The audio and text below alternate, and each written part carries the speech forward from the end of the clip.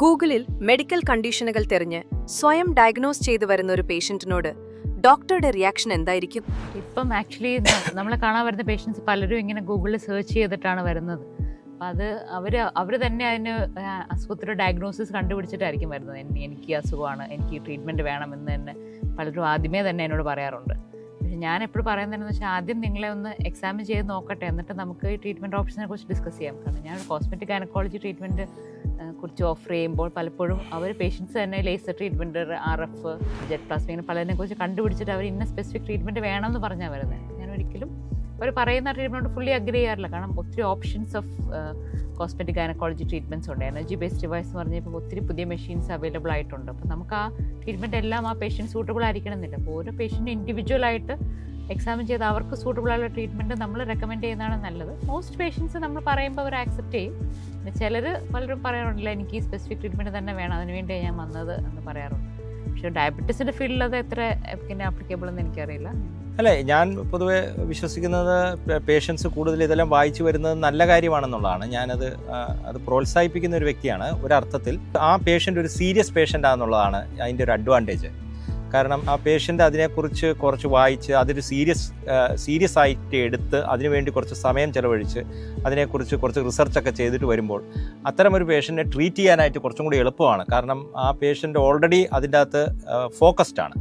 അതേസമയം ഇതൊന്നും യാതൊരു ഫോക്കസ് ഇല്ലാതെ വരുന്നൊരു പേഷ്യൻറ്റിനെ ഈ ഒരു കാര്യത്തിലേക്ക് നമ്മൾ ഉദ്ദേശിക്കുന്ന ലെവലിലേക്ക് നമുക്കൊരു ഫോക്കസ് പലപ്പോഴും കൊണ്ടിരിപ്പിക്കാനായിട്ട് കൂടുതൽ നമ്മുടെ ടൈം ക്ലിനിക്കിൽ നമ്മൾ സ്പെൻഡ് ചെയ്യേണ്ട സാഹചര്യമുണ്ട്. പക്ഷേ പേഷ്യൻ്റ് ഓൾറെഡി കുറേ റിസർച്ചൊക്കെ ചെയ്തിട്ടാണ് വരുന്നതെങ്കിൽ അത് നല്ല കാര്യമാണ്. അപ്പോൾ ഒരർത്ഥത്തിൽ ഞാൻ അങ്ങനെ എൻകറേജ് ചെയ്യാറുണ്ട്. അപ്പോൾ പലപ്പോഴും നമുക്ക് അതിൻ്റെ മിസ്സിങ് ലിങ്ക്സ് മാത്രം ഒന്ന് ഫില്ലപ്പ് ചെയ്ത് കൊടുത്ത് ആ ജിക്സോ പസിലൊന്ന് അതിൻ്റെ ബാക്കിയുള്ള അതിൻ്റെ സയൻറ്റിഫിക് എവിഡൻസും കാര്യങ്ങളൊക്കെ ഒന്ന് പ്രസൻറ്റ് ചെയ്ത് പേഷ്യൻസിന് ഓപ്ഷൻസ് കൊടുക്കുക എന്നുള്ളതാണ് ചെയ്യുന്നത്. അപ്പോൾ പലപ്പോഴും നല്ല കാര്യം തന്നെയാണ്. അപ്പോൾ ഇനിയിപ്പോൾ ഉള്ള അങ്ങോട്ടുള്ള നമ്മുടെ ടൈമിൽ ഒരിക്കലും ഈ നോളജ് ഈസിലി ആക്സസബിൾ ആവുകയാണ്, ഈവൻ AI മറ്റു കാര്യങ്ങളിലൂടെയൊക്കെ.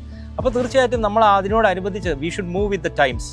ആൻഡ് ഡോക്ടേഴ്സ് പലപ്പോഴും പഴയ ആ ഒരു മോഡിൽ നിന്ന് മാറി അതൊരു ജോയിൻറ്റ് ഡിസ്കഷൻ വിത്ത് പേഷ്യൻസ് ആണ്. ഇപ്പോൾ നമ്മൾ UK പ്രാക്ടീസിലെല്ലാം നമ്മൾ അങ്ങനെയാണല്ലോ ചെയ്യുന്നത്. നമ്മളെല്ലാം പേഷ്യൻറ്റുമായിട്ട് ഡിസ്കസ് ചെയ്ത് പേഷ്യൻ്റ് ഇൻപുട്ട് പറയും, നമ്മൾ നമ്മുടെ ഇൻപുട്ട് പറയും, എന്നിട്ട് നമ്മൾ ജോയിൻ്റ് ആയിട്ട് ഒരു ഡിസിഷൻ എടുക്കും.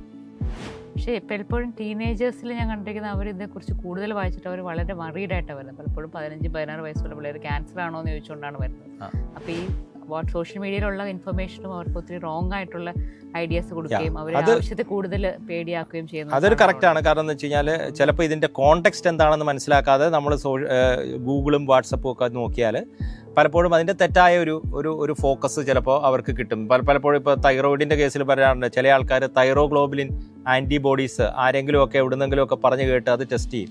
അത് പോസിറ്റീവായിട്ട് ചിലപ്പോൾ ആൾക്കാർക്കുണ്ടാവും, പല ആൾക്കാർക്കും അങ്ങനെയുണ്ട്. അപ്പോൾ അത് ഉടനെ തന്നെ അവർ തൈറോഗ്ലോബുലിൻ ആൻറ്റിബോഡി, തൈറോഗ്ലോബുലിനെ കുറിച്ച് സെർച്ച് ചെയ്യുമ്പോൾ ലിറ്ററേച്ചറിലെല്ലാത്തിലും ക്യാൻസറുമായിട്ടാണ് ഇത് ലിങ്ക് ചെയ്തിരിക്കുന്നത്.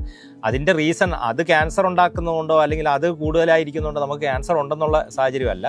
പക്ഷേ തൈറോയിഡ് ക്യാൻസറിൽ സർജറി ചെയ്ത് കഴിഞ്ഞാൽ പിന്നെ അതിൻ്റെ മോണിറ്ററിങ്ങിൻ്റെ ഭാഗമായിട്ട് നമ്മൾ ഈ തൈറോഗ്ലോബുലിനാണ് ചെക്ക് ചെയ്യുന്നത്. അതുകൊണ്ട് തൈറോഗ്ലോബുലിനെ കുറിച്ച് കോണ്ടെക്സ്റ്റ് ഇല്ലാതെ നമ്മൾ സെർച്ച് ചെയ്താൽ ഇത് എന്തോ ക്യാൻസറിൻ്റെ എന്തോ ഒരു സൂചന തരുന്ന ഒരു ടെസ്റ്റ് ആണെന്നുള്ള രീതിയിൽ നമുക്ക് മനസ്സിലാക്കാം. പക്ഷേ അത് ആ പേഷ്യൻ്റെ കോണ്ടെക്സ്റ്റിൽ ചിലപ്പോൾ ശരിയായിരിക്കണമെന്നില്ല. അപ്പോൾ ഇതൊരു ക്ലാസിക് എക്സാമ്പിളാണ്. നമ്മൾ ഫുൾ നോളജ് ഇല്ലാതെ ചിലപ്പോൾ ചെയ്താൽ ചില ബുദ്ധിമുട്ടുകൾ, പേടികളും ഒക്കെ വരും. അപ്പോൾ അതിനുവേണ്ടിയാണല്ലോ അവർ ഡോക്ടറിൻ്റെ അടുത്തേക്ക് വരുന്നത്. അപ്പോൾ വി ക്യാൻ ക്ലാരിഫൈ ദാറ്റ്. അപ്പോൾ ബേസിക്കലി പേഷ്യൻസിന് ഏറ്റവും ബെസ്റ്റ് ഒരു കുറച്ച് വെൽ ഇൻഫോംഡ് ആയിരിക്കണം. പക്ഷേ ഓവറായിട്ട് ഇത് ട്രീറ്റ്മെൻറ്റിനെ കുറിച്ചെല്ലാം പഠിച്ചുകൊണ്ട് വന്ന് നമ്മളുടെ അടുത്ത് ഡിമാൻഡ് ചെയ്യുന്നൊരു സിറ്റുവേഷൻ ഉണ്ടാകാൻ പാടില്ല. തന്നെ ഉള്ളൂ. അപ്പോൾ പേഷ്യൻസിനെ നമ്മൾ ഡിസ്കസ് ചെയ്ത് അവരെ കോൺഫിഡൻസിൽ എടുക്കുക, വേണ്ടതുപോലെ അവർക്ക് അഡ്വൈസ് കൊടുക്കുക, ഡിസിഷൻ എടുക്കുക. നമ്മൾ അതിൻ്റെ കൂടെ നമ്മൾ എപ്പോഴും പറയുന്നത് ക്ലിനിക്കൽ കോണ്ടെക്സ്റ്റും റിസ്ക് ബെനിഫിറ്റും ഇല്ലാതെ നമ്മൾ ഒരു മെഡിസിൻ നമുക്ക് ചൂസ് ചെയ്യാൻ പറ്റില്ല. അപ്പോൾ ജസ്റ്റ് ഒരു സെർച്ച് ചെയ്തിട്ട് അതിൻ്റെ അകത്ത് ഒരു ആർട്ടിക്കിളിൻ്റെ അകത്ത് കാണുന്ന മെഡിസിൻസ് നമുക്ക് സൂട്ടബിൾ ആയിരിക്കണമെന്നില്ല.